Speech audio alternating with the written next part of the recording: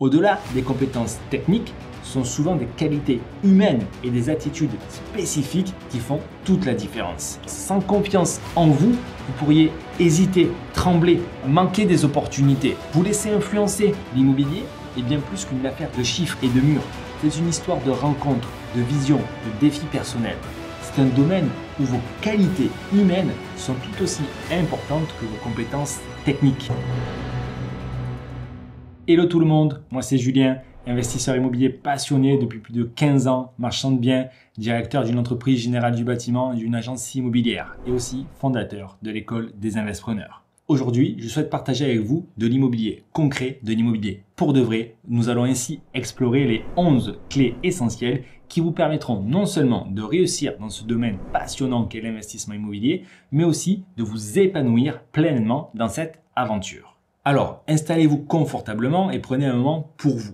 Nous allons découvrir ensemble comment vous pouvez améliorer votre rôle d'investisseur. Première clé, la passion. La passion, c'est une flamme intérieure qui vous anime, qui donne du sens à vos actions et qui vous pousse à aller au-delà de vous-même. Sans passion, l'investissement immobilier peut rapidement devenir une suite de tâches, monotone et dénuée de saveur. La passion vous permet de voir au-delà des apparences. Là où certains voient un bâtiment délabré, voyez un potentiel inexploité, une opportunité de créer de la valeur, de transformer un espace en un lieu de vie unique. Cette passion, c'est elle qui vous donnera l'énergie nécessaire pour surmonter les obstacles, pour persévérer quand les choses vont se compliquer ou encore pour vous investir pleinement dans chaque projet qui vont prendre du temps. Sans passion, vous risquez de vous lasser rapidement, de considérer l'immobilier comme une simple activité, une transaction financière sans âme. Vous pourriez alors passer à côté de nombreuses opportunités qui s'offrent à ceux qui savent regarder avec le cœur autant qu'avec les yeux. Pour nourrir cette passion, immergez-vous dans le monde de l'immobilier. Visitez des biens, même sans intention d'achat immédiate. Rencontrez des architectes, des urbanistes, des agents immobiliers, des investisseurs expérimentés, des marchands de biens. Lisez des livres, participez à des conférences, échangez avec d'autres professionnels passionnés ou d'autres débutants. Plus vous en apprendrez, plus votre passion va grandir. Je me souviens de mes débuts lorsque j'ai acheté mon premier appartement. C'était une colocation dans un quartier en pleine mutation au bord de Toulouse. Beaucoup de personnes m'ont dit que c'était une mauvaise idée d'investir dans ce quartier. Trop risqué. Par contre, ma passion m'a amené à creuser un peu plus la chose, à aller voir l'urbanisme, la mairie, quels étaient les plans de développement, la nouvelle ligne de métro, etc. J'ai travaillé dur, du coup, pour comprendre ce dans quoi j'allais m'enfoncer. Et au final, de fil en aiguille, j'ai réussi à faire un beau projet avec de belles plus-values, à fournir du coup un logement ou des logements. C'était une colocation décent à plusieurs locataires qui étaient ravis du coup de se retrouver proches de bouches de métro, d'université, dans des quartiers en plein développement, en plein boom. Ça s'appelle la cartoucherie. Mais c'est plus maintenant qu'il va falloir investir là-bas. C'est trop cher aujourd'hui. Pourquoi? Parce que vous avez raté le coche. La passion va vous inviter à faire de bonnes affaires parce que vous allez faire l'effort supplémentaire que les autres investisseurs ne veulent pas faire. La deuxième clé, la vision. Avoir une vision, c'est posséder la capacité rare de percevoir le potentiel là où d'autres ne voient que l'existant. C'est imaginer ce qu'un espace peut devenir, anticiper les tendances, créer de la valeur en avance sur le marché. Avoir une vision claire vont vous permettre de prendre des décisions stratégiques, d'investir dans des zones à risque. Pourquoi? Parce que vous avez la clarté, la clairvoyance, non pas au-delà des faits de la première clé, mais on va voir bien au-delà des besoins futurs de ce que ça va donner. La vision va vous anticiper de 10 ans, faire un bond en avance. Vous allez avoir un avantage concurrentiel car vous allez être capable d'anticiper ces évolutions de marché. Sans vision, vous allez vous risquer à devoir reproduire ce qui existe déjà ou à faire comme votre voisin. Vous allez manquer d'opportunités, manquer d'innovation. Vous allez passer à côté des plus belles transformations, des plus beaux projets, des meilleurs concepts novateurs ou des nouveaux besoins émergents de notre société. Il y a quelques années, j'avais remarqué que de plus en plus de personnes, effectivement, cherchaient à se loger dans l'appartement que j'avais acheté pour ma première résidence principale. Cet appartement, je l'ai testé en location courte durée. On parle de ça en 2013, d'accord, avant même qu'il y ait Airbnb. J'étais dans les précurseurs de la location saisonnière. Je l'exploite toujours Ok, il a une décoration atypique, puisque du coup, je viens de Marseille, on avait mis des belles cuisines provençales. Il est sur certaines vidéos de cette chaîne. Depuis, il rapporte du cash flow, des bénéfices.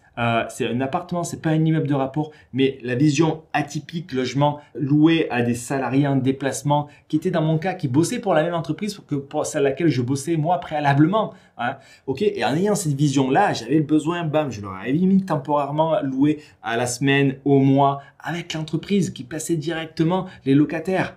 C'était les prémices de Airbnb. Ok, et aujourd'hui, ça marche toujours et tout aussi bien, tout aussi fort. Pourquoi? Parce qu'il y a plus de concurrence, certes, mais il y a plus de demandes. Ok, donc tout ça, vous devez apprendre à l'anticiper, à le voir. La meilleure des choses que vous pouvez faire, c'est donc de vous abonner à cette chaîne pour ne rien manquer de tous ces sujets liés aux investissements immobiliers.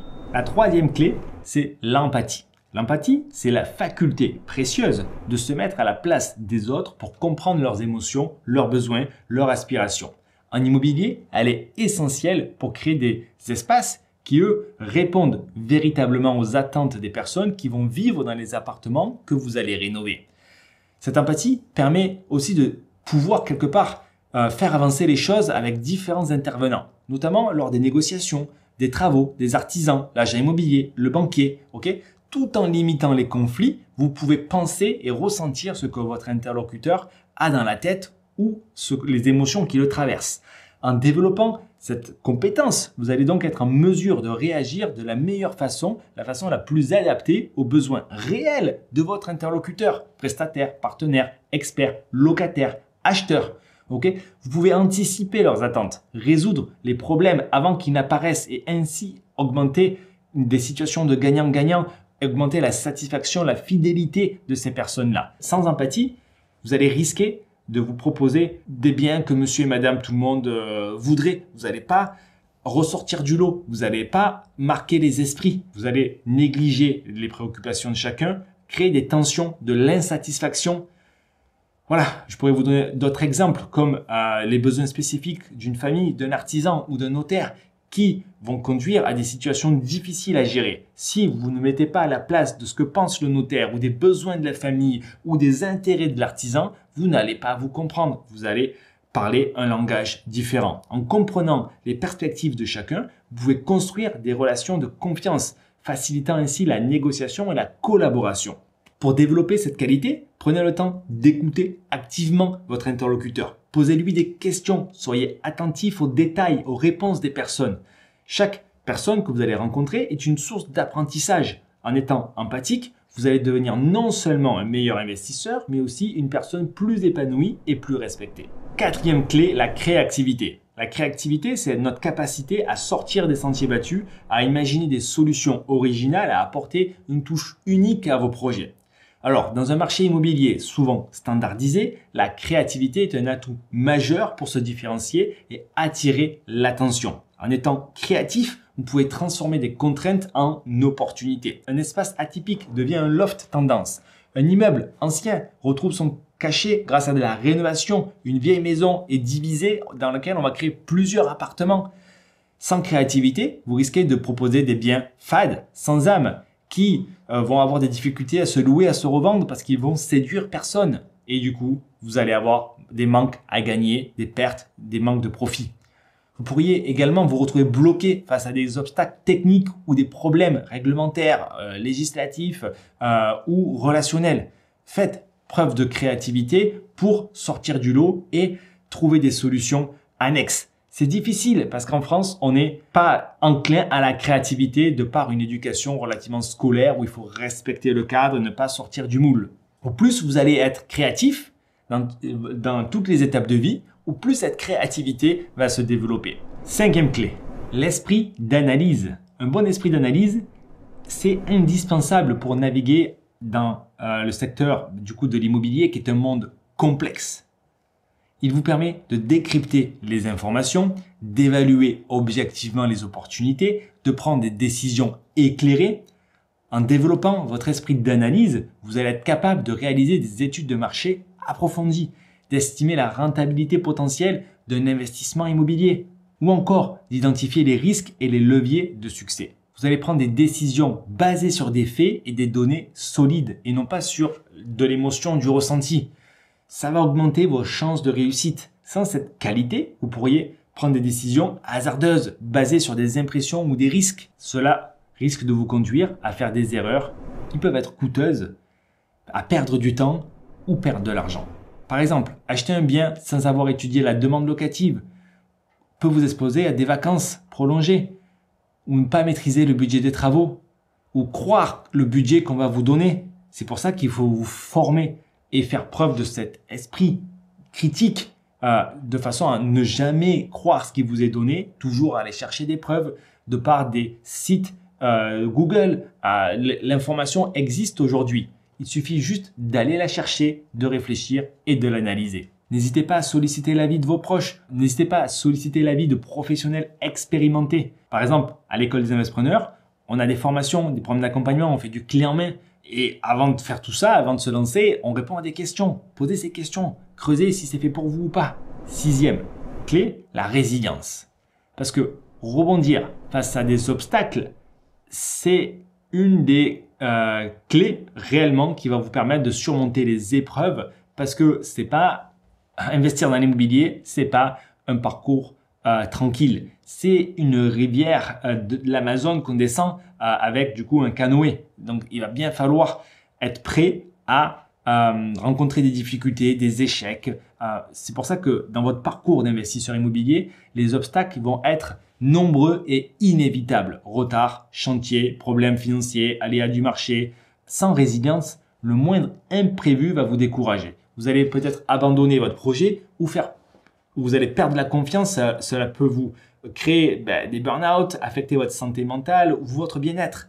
En cultivant votre résilience, vous allez transformer ces défis en opportunités d'apprentissage. Vous allez voir les choses différemment. Vous allez apprendre de ces erreurs-là et développer une attitude positive pour renforcer votre détermination et donc gagner en maturité. Chaque expérience, qu'elle soit réussie ou non, elle va enrichir votre parcours de vie et votre expérience en termes d'immobilier et en termes d'expérience de la vie. Vous allez donc être mieux préparé aux obstacles et vous allez les affronter avec plus de sérénité. 7e clé, la patience. La patience est une vertu essentielle dans le domaine de l'investissement immobilier. Les projets prennent du temps. Les résultats ne sont pas immédiats.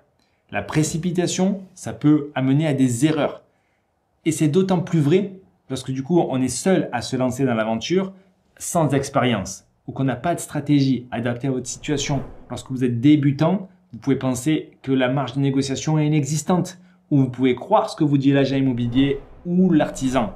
La patience, c'est bien souvent dans la vie ce qui nous permet de prendre des bonnes décisions, encore une fois, pas de manière émotionnelle. À chaque étape du processus, il faut attendre le bon moment pour se décider basé sur les bonnes informations. Développer cette faculté à attendre, à ne pas réagir, à ne pas répondre rapidement, ça va vous garantir de meilleurs résultats à long terme. Évitez donc les décisions impulsives. La patience vous permet de mieux négocier, d'attendre les bonnes opportunités, de ne pas céder à la pression. C'est une qualité qui se cultive avec le temps, avec l'âge, en apprenant à relativiser, à rester serein face aux aléas.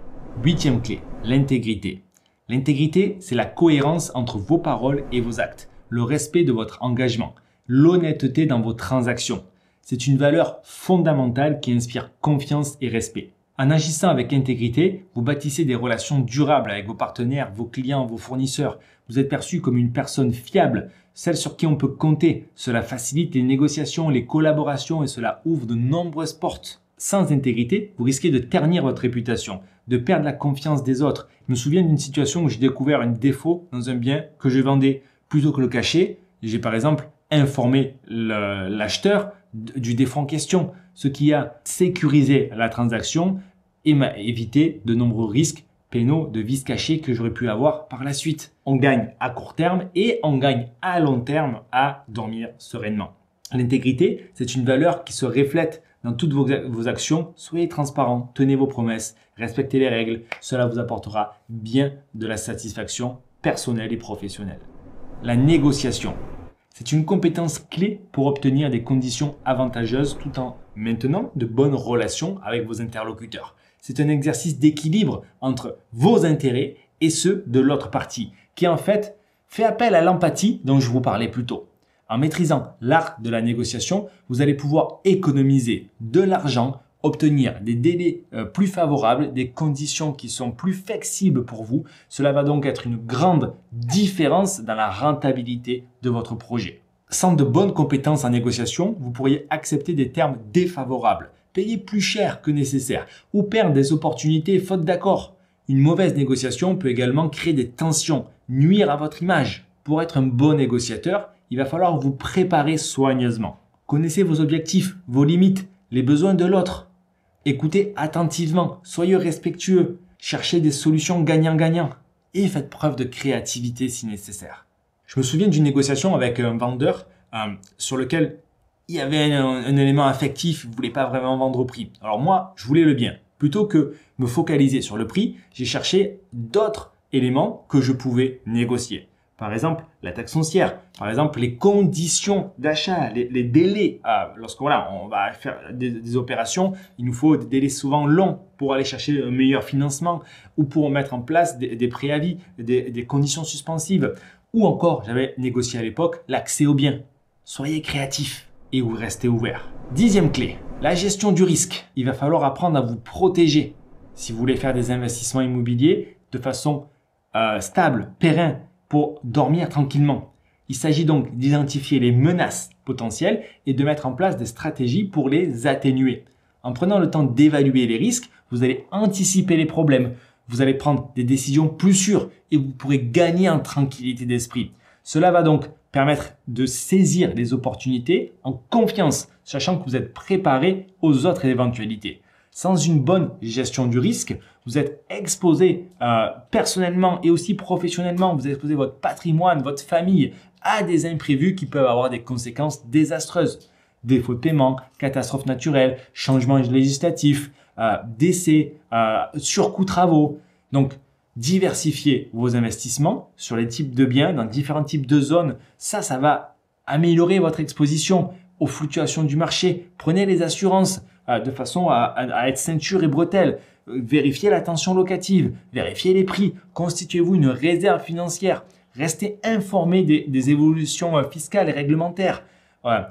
La gestion du risque ne doit pas être négligée. Elle fait partie intégrante de votre stratégie d'investissement et elle va contribuer à la sécurité, à la pérennité de votre activité. Okay? Cela donc rejoint votre capacité à étudier rapidement un bien, pouvoir anticiper son budget et les travaux qui vont avec sans vous exposer. C'est la partie la plus difficile. Si vous ne maîtrisez pas ces compétences, vous pouvez vous former. Il y a plein de solutions, il y a plein de livres, il y a plein d'accompagnements, il y a plein de programmes clés en main qui vont à la fois vous former et vous aider à passer à toutes ces étapes-là. Si ça vous intéresse, allez sur le site, regardez ce qu'on fait et prenez rendez-vous. On en parle avec grand plaisir. La 11e et dernière clé, la confiance en soi. C'est peut-être la plus importante. La confiance en soi, c'est du coup votre force intérieure qui va vous permettre de croire en vos capacités, de prendre des décisions audacieuses, de persévérer face aux défis. Elle influe sur votre posture, sur votre discours, sur votre capacité à négocier. Elle va inspirer confiance, faire peur aux autres. Le manque de confiance peut également vous affecter, encore une fois, à votre motivation, à votre bien-être. Donc, la confiance doit être développée. Elle doit être cultivée. En développant une base solide de confiance en vous, vous allez développer votre leadership. Vous serez plus à l'aise à l'oral, avec les artisans, avec les agents immobiliers, avec les vendeurs. La confiance en soi va elle aussi se construire. Pour ce faire, rien de mieux que d'avoir accès à de l'information, puisque du coup, avec de l'information, vous allez pouvoir développer ces qualités intrinsèques qui vont vous permettre d'avancer petit à petit vers toutes ces victoires. Allez chercher les réseaux, allez chercher les contacts, allez chercher les compétences, les connaissances, les personnes qui manquent à votre industrie, à votre écosystème, à votre environnement. C'est exactement ce qu'on met à disposition de par nos élèves qui suivent différents programmes de formation, d'accompagnement, de clés en main, mais qui peuvent tous se sentir pousser des ailes pour surmonter les quelques défis qu'ils vont rencontrer. Même moi, à mes débuts, j'avais des doutes, j'avais des peurs. Puis petit à petit, d'opération en opération, j'ai développé cette confiance qui me permet d'aborder aujourd'hui de nouveaux projets avec sérénité, d'innover, d'oser et d'entreprendre dans des sujets ou faire des projets que je ne maîtrise pas à la base. Mais je vais avoir confiance sur ma capacité à trouver des solutions et à gérer le risque, avoir toutes ces clés dont je vous ai parlé. Pour conclure, nous venons de parcourir ensemble les 11 clés qui, j'en suis convaincu, peuvent transformer non seulement votre carrière d'investisseur immobilier, mais aussi vous enrichir dans votre vie personnelle. Ces qualités sont interconnectées, elles se renforcent mutuellement, elles constituent le fondement d'un succès durable et épanouissant. Nous avons donc la passion, la vision, l'empathie, la créativité, l'esprit d'analyse, la résilience, la patience, l'intégrité, la négociation, la gestion du risque et la confiance en soi. Chacune de ces clés est une invitation à grandir, à vous dépasser, à construire des projets qui ont du sens pour vous et pour les autres. L'immobilier est une aventure humaine avant tout, et c'est en cultivant ces qualités que vous pourrez réellement faire la différence. Avant de nous quitter, je vous encourage à prendre un moment pour réfléchir à ces notions. Quelles sont les qualités que vous possédez déjà? Lesquelles souhaitez-vous développer davantage? Si cette vidéo vous a inspiré, je vous invite à la partager avec vos proches ou avec vos collègues ou avec d'autres amis investisseurs immobiliers. Et si vous voulez aller plus loin, n'hésitez pas à aller voir ce qu'on fait sur l'école des investisseurs. Ciao, ciao!